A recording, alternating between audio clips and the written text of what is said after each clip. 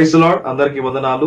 గత రాత్రి అంతా దేవుడు మన అందరికీ మంచి నిద్ర అనుగ్రహించి మరొకసారి తన యొక్క మహాకృపను బట్టి మరొక నూతన దినాన్ని దేవుడు మన అందరికి అనుగ్రహించారు. అందుని బట్టి కృతజ్ఞతాస్తుతులు చెల్లిస్తూ మనం అందరం ఈ సమయం ముందు ప్రార్థన చేసుకుందాం. అందరూ కూడా తలలు వంచండి, కళ్ళు మూసుకోండి. ఒకవేళ మీరు మోకరించగలిగిన వారిగా ఉన్నట్లయితే ఉన్నపాటును మోకరించి ఈ ఉదయకాల ప్రార్థనలో మీరు అందరూ కూడా ప్రార్థనలో పాల్గొనండి. ప్రార్థన చేసుకుందాం. పరిశుద్ధుడ మహోన్నతుడా, నీకు వందనాలయ్యా. గత రాత్రి అంతా నాయన మా అందరికీ మంచి నిద్ర అనుగ్రహించి మరొకసారి నీ మహాకృపలో మాకు ఇచ్చినటువంటి ఒక నూతన దినమునకై నీకు వందనాలు. ఎందుకు మేము వందనాలు చెల్లించాలి? ఒకవేళ మమ్మల్ని మేము ప్రశ్నించుకున్నట్లయితే దేవా, మాకంటే ముందు నాయన ఎంతో మంది మట్టికి మన్నైపోయి ఉన్నారు. చాలా మంది మట్టిలో కలిసిపోయినటువంటి వారిగా ఉన్నారు తండ్రి. ఈరోజు మేము అందరం కూడా సజీవంగా ఉన్నామంటే వారికంటే గొప్పవరమని కాదు, కానీ కేవలం నీ ఉచితమైనటువంటి నీ దయ, నీ కృపను బట్టి మాత్రమే మేము ఈరోజు ఈ యొక్క నూతన దినంలో అడుగుపెట్టి ఉన్నాం. మరి ఈ యొక్క నూతన దినం అంతా కూడా మాకెంతో ఆశీర్వాదకరంగా ఉన్నట్లుగా మీరు సహాయం చేయండి. ఇదిగో మా ద్వారా మీరే సమస్త మహిమ ఘనత ప్రభావంలో పొందుకోగలరని మీ కుమారుడు మా ప్రభు అయిన యేసుక్రీస్తు పరిశుద్ధ నామంలో ప్రార్థించి వేడుకుంటున్నాము తండ్రి. Amen. Praise the Lord. Hallelujah. దేవుని బిడ్డలారా, ఈరోజు మన మీద దేవుని యొక్క దృష్టి ఉందా లేదా అనేది ఖచ్చితంగా మనము అందరం ఆలోచన చేయాలి. ఒకవేళ దేవుని యొక్క కనుదృష్టి మన మీద లేదనుకోండి, మనము కొన్ని కష్టాలలో నుంచి, కొన్ని ఇబ్బందులలో నుంచి, ఇరుకులలో నుంచి, ఆయా పరిస్థితులలో నుంచి దాటి ముందుకు వెళ్ళడానికి అవకాశం లేదు. ఒకవేళ ఆయన కనుదృష్టి మన మీద ఉన్నదనుకోండి దేవుని బిడ్డలారా, మనం ఎట్టి సమస్యల్లో ఉన్న ఆ సమస్యలన్నిటిలో నుంచి దేవుడు తీసివేసేస్తాడు. మనందరికీ తెలుసు, హిజ్కియా గారికి మరణకరమైనటువంటి రోగం వచ్చింది. ఆయన ఇంకా కొద్దిసేపట్లో చనిపోబోతున్నారు. మరి ఆ పరిస్థితి గమనించినటువంటి దేవుడు తన ప్రవక్తను పంపించి ఇదిగో దీపం ఉండగా నీ ఇల్లు చక్క పెట్టుకో అని చెప్పి ఆయనకు చెప్పడం జరిగింది.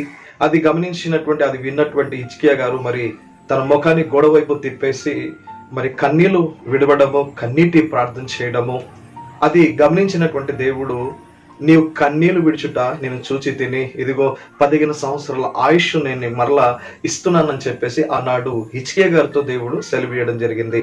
ఈరోజు దేవుని బిడ్డలారా, మనం కూడా మన స్థితిగతులన్నీ కూడా మనకు అనుకూలంగా లేనప్పుడు, భయంకరమైన పరిస్థితులు మనకున్నప్పుడు మనం కూడా ఏం చేయగలగాలంటే హిజ్కియా వలె మనం కూడా ప్రార్థన చేయాలి. మీకు ఒకవేళ మరణకరమైన వ్యాధి ఉండవచ్చు, మీరు భరించలేనంత భారం ఉండొచ్చు, మీరు ఎవరితో కూడా పంచుకోలేనటువంటి మీ లోపల బాధలు ఉండవచ్చు, మీ పరిస్థితి ఏదైనా కావచ్చు, మీరు ఎలాంటి పరిస్థితిలోనైనా ఉండవచ్చు. మీరు చేయవలసింది ఒకే ఒకటి, ప్రభు వైపు తిరగాలి.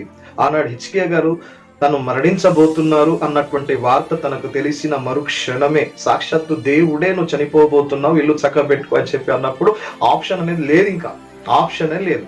ఈరోజు నీకు కూడా డాక్టర్లు చెప్పవచ్చు, నువ్వు పలానా రోజు చచ్చిపోతావు, నీకు మరణకరమైన వ్యాధి వచ్చింది, నువ్వు ఇంకా సహించలేవు, భరించలేవు, నువ్వు మరణిస్తావు. డాక్టర్లు అనొచ్చు, చుట్టుపక్కల ఉన్నవారు అనొచ్చు, నీ సమస్య చాలా భారభరితమైంది, పగవాడికి కూడా రాకూడదు ఇలాంటి సమస్యలు, ఇలాంటి వ్యాధి, ఇలాంటి బాధలు అని చెప్పి చాలా మంది ఈరోజు నేను గాయపరిచే విధంగా నీ లైఫ్ ఉండవచ్చు. ఒకవేళ నువ్వు అలాంటి స్థితిలోనే ఈరోజు ఉన్నట్లయితే దయచేసి హిజ్కియా వలె ఈరోజు నువ్వు ప్రార్థన చేసినట్లయితే దేవుడు తప్పకుండా నేను కనికరిస్తాడు, దేవుడు నేను దీవిస్తాడు, దేవుడు నేను ఆశీర్వదిస్తాడు, నీ బాధలన్నిటిలో నుంచి ఆయన తీసివేసేస్తాడు.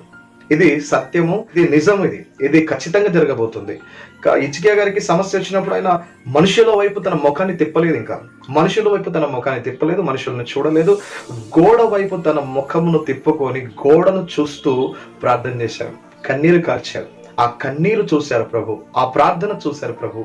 అప్పుడు అన్నాడు, నీవు కన్నీరు విడుచుట నేను చూచి తిని అని అన్నాడు. దేవునికి స్తోత్రం, హల్లెలూయా. ఒకవేళ దేవుడు నిన్ను చూశాడా? దేవుని బిడ్డలారా, ఎంతమంది ఈరోజు నేను చూసి నవ్వుతున్నారో, ఎంతమంది చూసి నీకు బాగైందని అనుకుంటున్నారో, ఎంతమంది చూసి నేను బట్టి సంతోషిస్తున్నారో వారందరి ముందు దేవుడు నిన్ను ఘనపరచబోతున్నాడు. దేవునికి స్తోత్రం. అందుకే కీర్తనకారకుడు అంటాడు, నా శత్రువులు ఎదుట నీవు నాకు భోజనము సిద్ధపరచదువు, నూనెతో నా తల అంటి ఉన్నావు. దేవునికి స్తోత్రం. దేవుని బిడ్డలారా, నూనెతో నా తల అంటి ఉన్నావు, నా శత్రువులు ఎదుట నీవు నాకు భోజనం సిద్ధపరచదువు అని అంటున్నాడు దావీదు గారు. అవును, మన దేవుడు మన వైపు చూచున్నట్లుగా మన జీవితాన్ని మనం మలుచుకోవాలి. మనం ఆ విధంగా ప్రార్థన చేయగలగాలి, మనం ఆ విధంగా కన్నీరు కార్చగలగాలి, ఆ విధంగా ఉపవాసం చేయగలగాలి, ఆ విధంగా ఈ లోకంలో మనం పరిశుద్ధత కలిగినటువంటి వారిగా జీవించగలగాలి. అలా ఎప్పుడైతే మనం జీవిస్తామో, ఎప్పుడైతే మన జీవితాన్ని ఆ విధంగా మనం మార్చుకుంటామో, అప్పుడు దేవుడు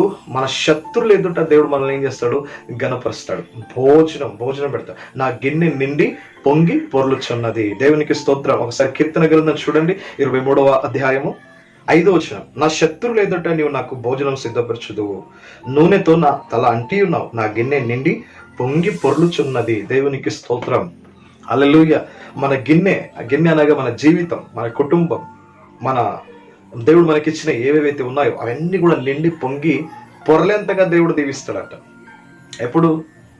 ఆయన దృష్టిలో మనం పడ్డప్పుడు, ఆయన దృష్టిలో మనం ఉన్నప్పుడు, ఆయన దృష్టిలో మనం నిలవబడి ఆయన వైపు మనము కష్టమైన, బాధ అయిన, వ్యాధి అయిన, సమస్య అయిన, రోగమైన, ఏదైనా కానీ ఏ పరిస్థితి నీ ముందు ఉన్నా, పరిస్థితులన్నీ నేను అంధకారంలోనికి నడిపించిన, అందుకే కీర్తన కారకుడుగా అంటాడుగా, గాఢంధకారపు లోయలో నేను సంచరించినను ఏ అపాయమునకి నేను భయపడను అన్నాడు. అవును దేవుని బిడ్డలారా, సమస్య వచ్చింది, కష్టం వచ్చింది, సమస్యల వైపు చూడకండి, వ్యాధుల వైపు చూడకండి, మరణం వైపు చూడకండి, బలహీనతల వైపు చూడకండి, పాపం వైపు పరిగెత్తకండి, బలహీనులు కాకండి.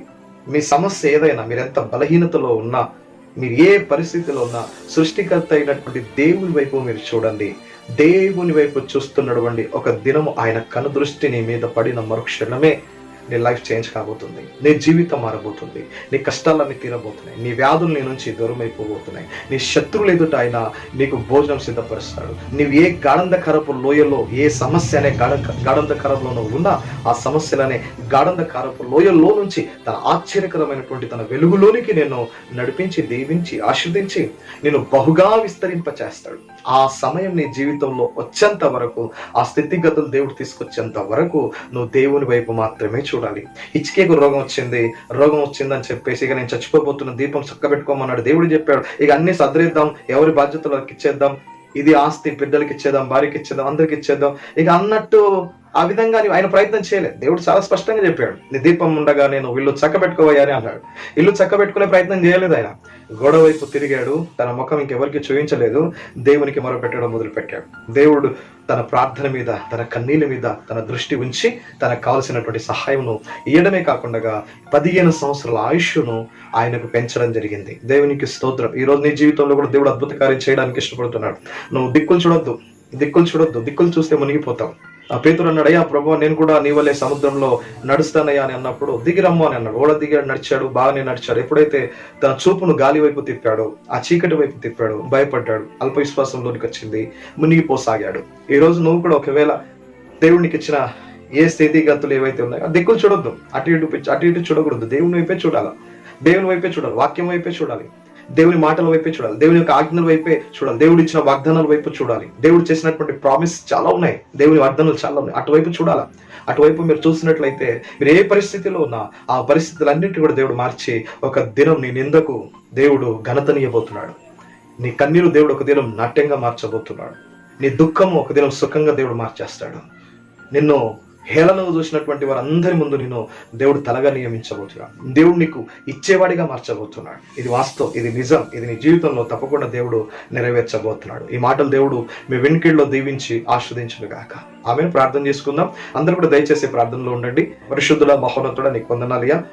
ఇంతవరకు నాయన నీ బిడ్డలు చక్కగా నీ వాక్యాన్ని వీక్షించున్నారు. అయ్యా, నేను నిన్ను బలపరుతున్నా అనేటటువంటి కార్యక్రమాన్ని మీరు ఇంకా దీవించండి, ఆశీర్వదించండి. కార్యక్రమాన్ని వీక్షిస్తున్నటువంటి నీ బిడ్డలు అనేకులకు షేర్ చేయనట్లు వారికి మంచి మనస్సును దయచేయండి. ఈ బిడ్డను దీవించండి, ఆశీర్వదించండి. ఈ చిన్న కొద్ది ప్రార్థన మీ కుమారుడు మా ప్రభువైన యేసుక్రీస్తు పరిశుద్ధ నామంలో ప్రార్థించి వేడుకుంటున్నాము తండ్రి, ఆమేన్. మరి ఇంతవరకు మీరు ఈ ఛానల్ ఒకవేళ సబ్స్క్రైబ్ చేసుకోలేని వారిగా ఉన్నట్లయితే దయచేసి సబ్స్క్రైబ్ చేయండి. వింటున్నటువంటి వాక్యాన్ని అనేకులకు వినిపించండి. మీ ద్వారా అనేకులు వెలుగులోనికి వచ్చినట్లుగా, మిమ్మల్ని దర్శించిన వాక్యం ఎదుటి వారిని కూడా దర్శించినట్లుగా దయచేసి ఈ వాక్యాన్ని అనేకులకు మీరు షేర్ చేయగలరని నా మనవి. మీ అందరికీ వందనాలు. దేవుడు నన్ను దీవించి ఆశీర్వదించును గాక. Thank you. God bless you.